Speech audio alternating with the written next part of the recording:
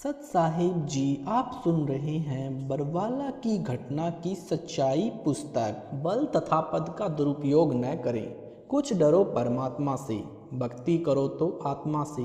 जो बल का दुरुपयोग करते हैं वे किया अपना भरते हैं। सत्य कथा जैन धर्म दर्शन पुस्तक में भगवान महावीर जी, जो कि जैन धर्म के 24 में तीर्थकर हुए हैं, उनके अनेक जन्मों की जानकारी लिखी है। एक समय श्री महावीर जी का जीव धनवान राजा था। राजा को राजकाज की बहुत परेशानियां रहती हैं। उसे नींद भी ठीक से नहीं आती। इस कारण से वह राजा यानी श्री महावीर जी का जीव सोने से पहले विशेष प्रकार की तान सुना करता था।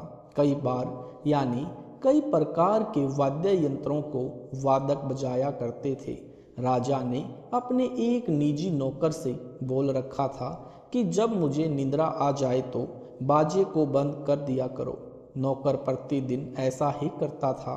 एक दिन संगीत की तान सुनकर राजा को नींद आ गई, लेकिन संगीत की तान सुनकर नौकर इतना मस्त हो गया कि संगीत की तान को बंद कराना भूल गया। राजा की निद्रा भंग हो गई। राजा ने नौकर से कहा कि मैंने तेरे से क्या बोल रखा है, संगीत की तान को बंद क्यों नहीं कराया? नौकर बोला, हे परवरदिगार, मैं संगीत की धुन सुनने में इतना मस्त हो गया कि मुझे ध्यान ही नहीं रहा कि जवाब यानी जनाब को कब नींद आ गई। क्षमा करो माई बाप, आगे से ऐसी गलती कभी नहीं करूँगा। करबद्ध होकर नौकर ने क्षमा याचना की, परंतु राजा का बल और अहंकार उसके नाश का कारण बनता है। राजा ने वजीर से कहा कि शीशा पिघलाकर गर्मा गर्म इसके कानों में यानी इसके दोनों कानों में डाल दो। नौकर गिड़गिड़ाता रहा, रोता रहा, परंतु राज की ताकत को प्राप्त राजा ने एक नहीं सुनी, अपितु जब तक उस नौकर के कानों में पिघला हुआ शीशा नहीं डलवा दिया तब तक उसका क्रोध शांत नहीं हुआ। नौकर के कानों में गर्म शीशा डाला तो वह बुरी तरह चिल्लाया, मर गया री माँ, मर गया री माँ, क्षमा करो राजन, तेरा बच्चा हूँ, भूल हो गई, फिर कभी ऐसी गलती नहीं करूँगा। आप तो माई बाप हैं। परंतु पिघला हुआ शीशा कानों में डाल दिया गया। दर्द के कारण कई दिनों तक नौकर चिल्लाता रहा। उसे सुनना बंद हो गया। 1 महीने बाद जख्म ठीक हुए। मृत्यु उपरांत उसी राजा यानी श्री महावीर जैन का जीव ने किसी जन्म में मनुष्य जन्म प्राप्त किया। युवा होने पर घर त्याग कर जंगल में बैठकर साधना करने लगा। एक भील जाति का व्यक्ति गायों को घास चराने के लिए उसी जंगल में ले जाता था। जिस जंगल में वह राजा का जीव साधना करता था, वह ग्वाला उस साधक को अपने खाने में से खाना खिलाता था तथा गायों का दूध पिलाता था। दोनों में घनिष्ठ मित्रता हो गई। एक दिन ग्वाले को किसी कार्यवश गांव में जाना पड़ गया। ग्वाले ने तपस्वी से कहा, महाराज, मैं 2 घंटे के लिए गांव जा रहा हूँ, मेरी गायों का ध्यान रखना। मैं निर्धन व्यक्ति हूँ, ये गाय साहूकारों की है। यदि गुम हो गई तो साहूकार मेरे से गौवों का मूल्य वसूल कर लेगा। मैं दे नहीं पाऊंगा तो मुझे मारेगा। तपस्वी ने कहा, आप निश्चिंत रहें, मैं ध्यान रखूंगा। कुछ समय पश्चात तपस्वी समाधिस्थ हो गया और गौएं कहीं चली गई। जब ग्वाला वापस आया तो देखा गौएं नहीं है। दूर दूर तक खोज करने पर भी गौएं नहीं मिली तो ग्वाले को तपस्वी पर बहुत क्रोध आया। उसने अपनी बांस की लाठी बीच से तोड़ी, उससे पतली पतली 1 उंगली जितनी मोटी तथा 1 फुट लंबी फट्टी बनाई। उस तपस्वी से पूछा कि मेरी गायों का ध्यान क्यों नहीं रखा, जबकि मैं तेरे से बोल कर गया था, यदि ध्यान नहीं रखना था तो मना कर देता। तपस्वी ने कहा, मैं समाधि लगा रहा था, इस कारण से भूल गया। ग्वाला बहुत क्रोध में था। उसने तपस्वी का सिर पकड़ा और एक एक करके दोनों कानों में बांस की फट्टी ठोक दी। तपस्वी के कानों के पर्दे फट गए। असहनीय पीड़ा होने लगी, कानों से रक्त बहने लगा। दर्द के मारे तपस्वी बुरी तरह चिल्लाने लगा। वह ग्वाला चला गया, फिर कभी उधर नहीं गया। 1 महीने के पश्चात अचानक एक वैद्य उस जंगल में जड़ी बूटियां लेने आया। वैद्य को तपस्वी की हालत देखकर दया आ गई। वैद्य ने धीरे धीरे पहले एक कान की फट्टी निकाली। निकालते समय भी भयंकर दर्द हुआ। फिर दूसरे कान की फट्टी निकाली। बांस की फट्टी में सली होती है जो बहुत गहरी चुभ जाती है। फट्टी निकालते समय वे सली भी लगी। कहने का भावार्थ है कि उस राजा के जीव ने उस गरीब नौकर को जो दंड दिया था, यानी शीशा पिघलाकर कानों में डाला था, नौकर कितना दुखी हुआ था। वही नौकर वाला जीव ग्वाला रूप में जन्मा और अपना बदला लिया। जब वह तपस्वी राजा था, उसके पास सेना की ताकत थी, पुलिस थी। राजा ने कभी नहीं सोचा था कि मैं कभी राजा न रहूँगा, तब मेरा क्या होगा। अब वही राजा वाला जीव जंगल में अकेला था, कोई बचाने वाला नहीं था। इसलिए राजा हो चाहे रंक, उसको परमात्मा के संविधान का ज्ञान होना अनिवार्य है।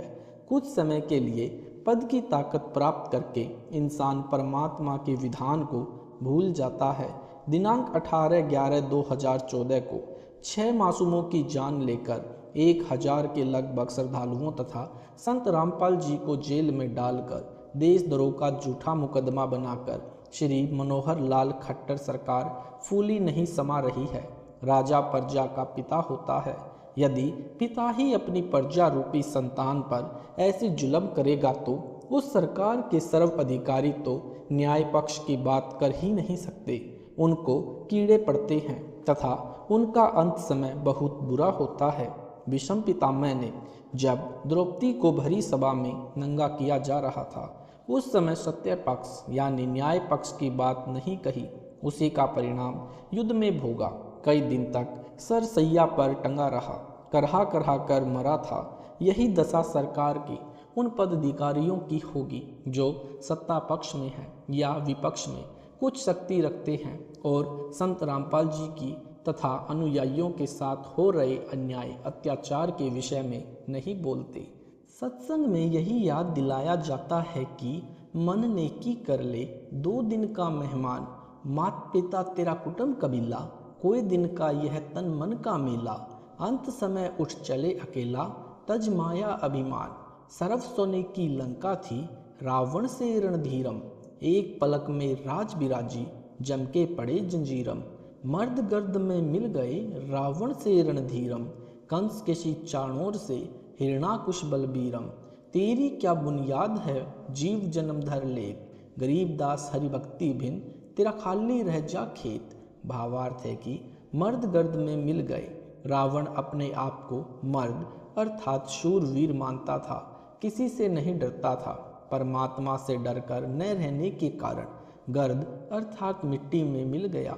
सवर्ण की लंका नगरी का राजा था, सर्व संपत्ति त्याग कर खाली हाथ चला गया।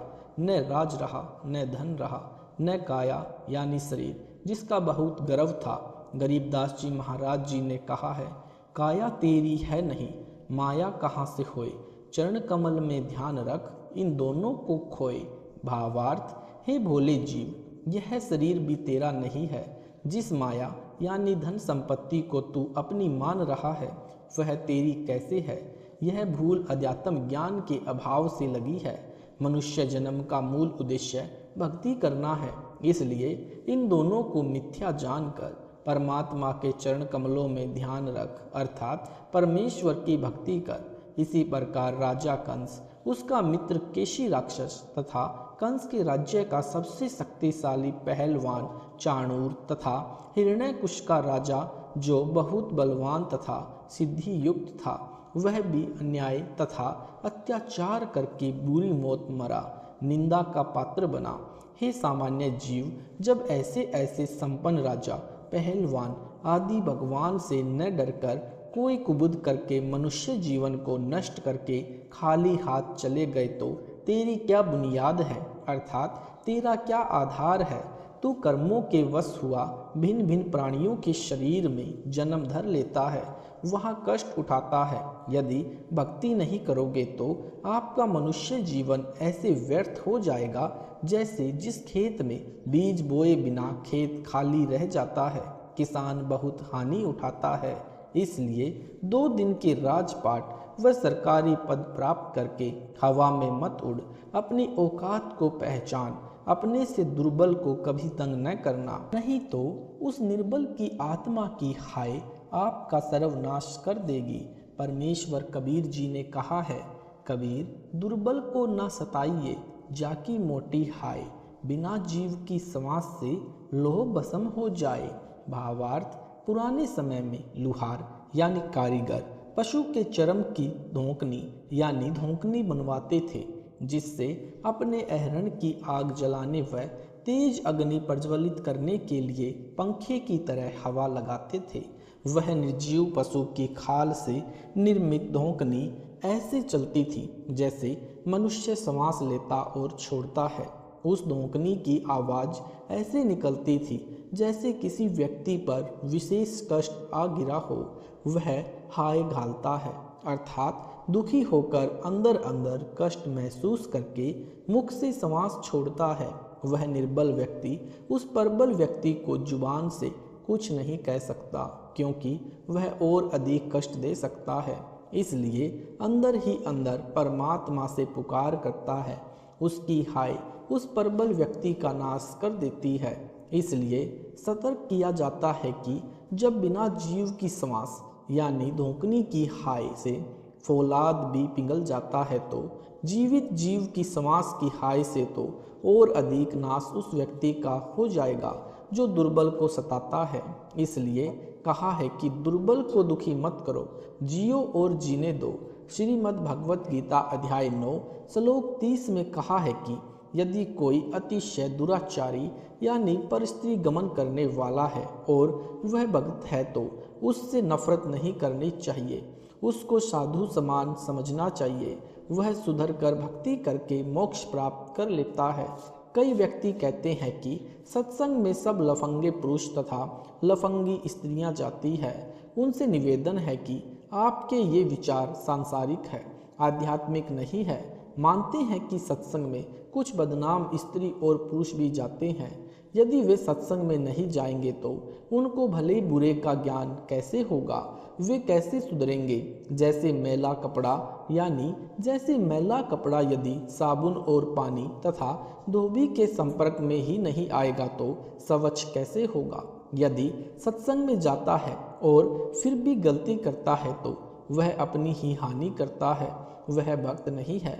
यदि कोई कहे कि ऐसे व्यक्ति सत्संग में क्यों जाते हैं, वे सत्संग में जाओ या न जाओ, वे व्यक्ति स्थायी तौर पर तो किसी गांव या शहर में रहते हैं, तो क्या कोई यह कहे कि ये निकम्मे व्यक्ति गांव में क्यों रहते हैं। सत्संग में तो वे महीने या 15 दिन में जाते होंगे और गांव या शहर में महीने में 25 दिन रहते हैं।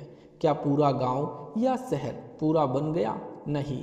जैसे गांव शहर के व्यक्ति उनसे परिचित होते हैं, उनको मुंह नहीं लगाते, उसी तरह वे स्त्री और पुरुष सत्संग में जाते हैं तो सत्संगियों को पता होता है, वे उनको मुंह नहीं लगाते, अपितु अन्य को भी सतर्क करते हैं कि इनसे सावधान रहना। एक ऐसी परंपरा सी बन गई है कि यदि किसी को बदनाम करना है तो उस व्यक्ति का नाम किसी स्त्री से जोड़ दो, बस, फिर कुछ कहने सुनने की जरूरत नहीं है। यदि कोई व्यक्ति समाज में प्रतिष्ठावान है तो उसकी उस बुराई पर कोई ध्यान नहीं देता, क्योंकि उससे डर लगता है और उससे बहुत से कार्य सिद्ध करने होते हैं। एक बार भारत के प्रधानमंत्री श्री अटल बिहारी वाजपेयी जी थे। उन्होंने विवाह नहीं कराया था। पत्रकारों ने प्रशंसा करते हुए कहा कि भारतवर्ष का सौभाग्य है कि आप जैसे कुंवारे तथा ब्रह्मचारी प्रधानमंत्री मिले हैं। श्री अटल जी ने कहा कि मैं कुंवारा तो हूँ परंतु ब्रह्मचारी नहीं हूँ। यह खबर समाचार पत्रों में छपी। एक कांग्रेसी व्यक्ति अपने पड़ोसी भारतीय जनता पार्टी के कार्यकर्ता के पास वह समाचार पत्र लेकर गया और कहा कि क्या तुम भी मुंह दिखाने योग्य हो?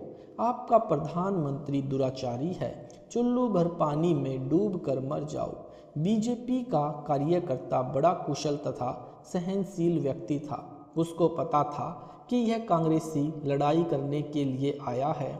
उसने कहा कि भाई साहब, राजनेता तो आज कुछ बयान देते हैं, कल खंडन कर देते हैं। आप यह बताओ कि आप किस परमात्मा को इष्ट मानते हो? मैं भी भक्ति करना चाहता हूँ।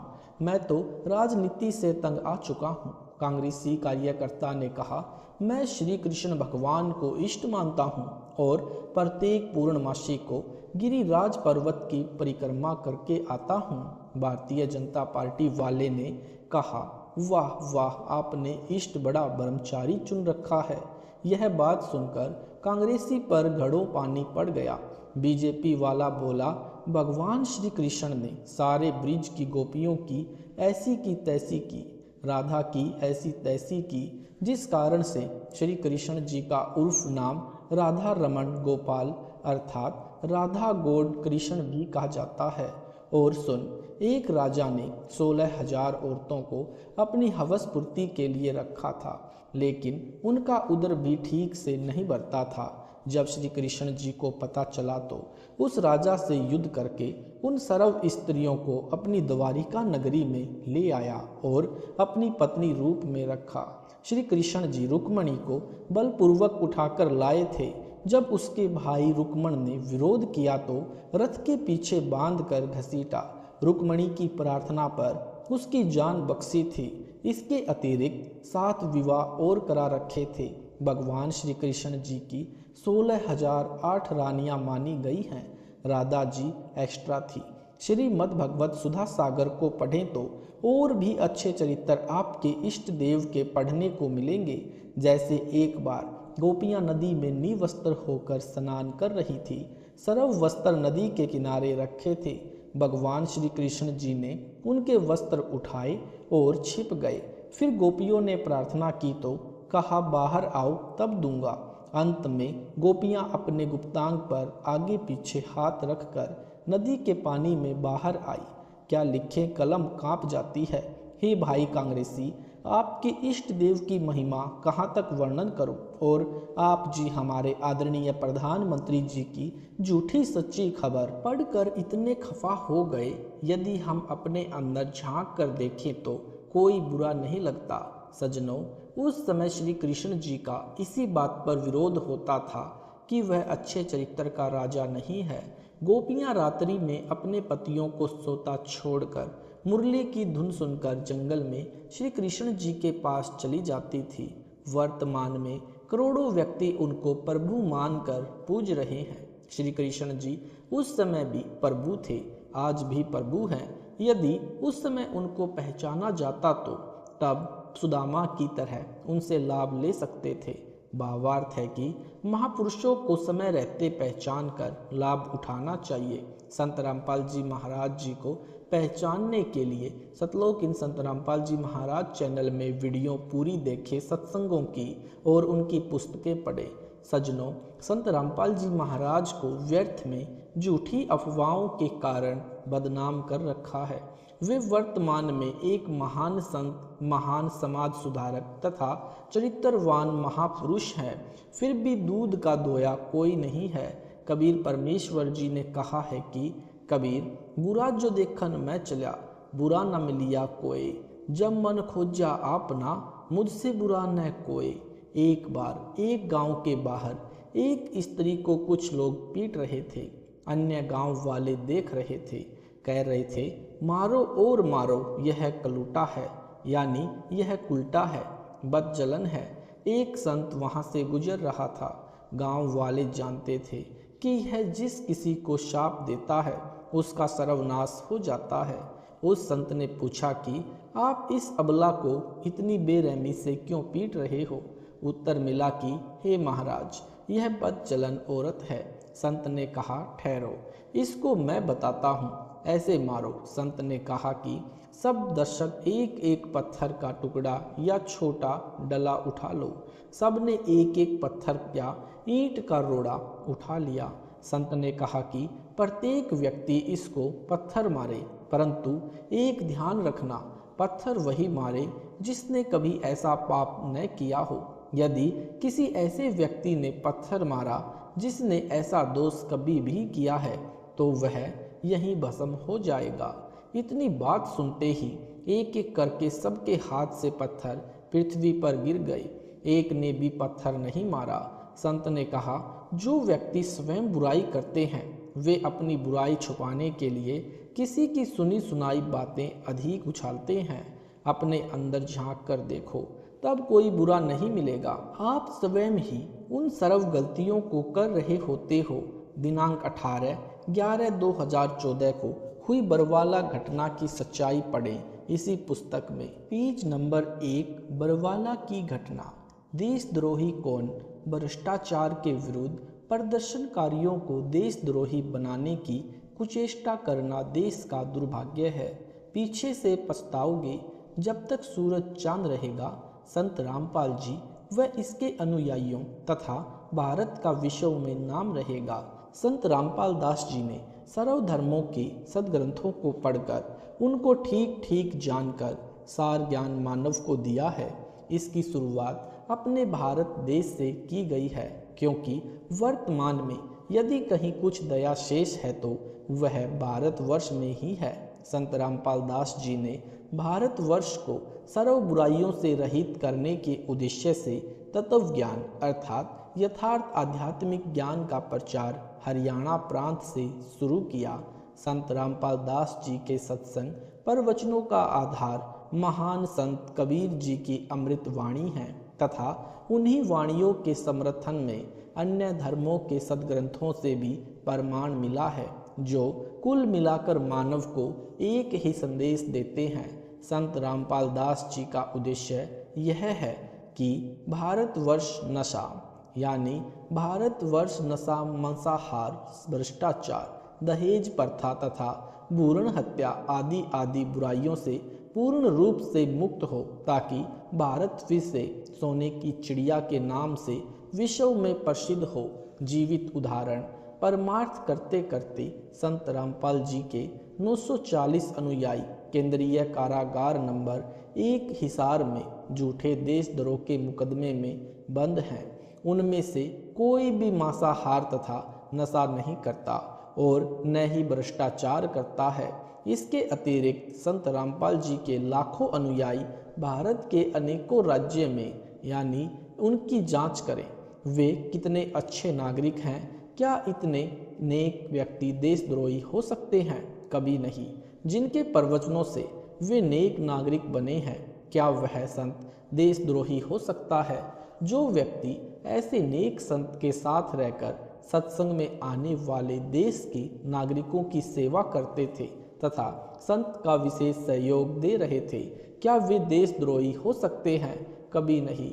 एक षड्यंत्र के तहत देश के प्रधानमंत्री जी तथा प्रदेश यानी हरियाणा के मुख्यमंत्री जी को सच्चाई से दूर रखा जा रहा है, जिसके पीछे किसी शातिर व्यक्ति की योजना कार्य कर रही है। दूसरा उदाहरण संत रामपाल दास जी ने सत्संग किए हैं। प्रोजेक्टर पर प्रत्येक धर्म के सद्ग्रंथों को संपूर्ण विश्व के श्रोताओं के रूबरू किया है।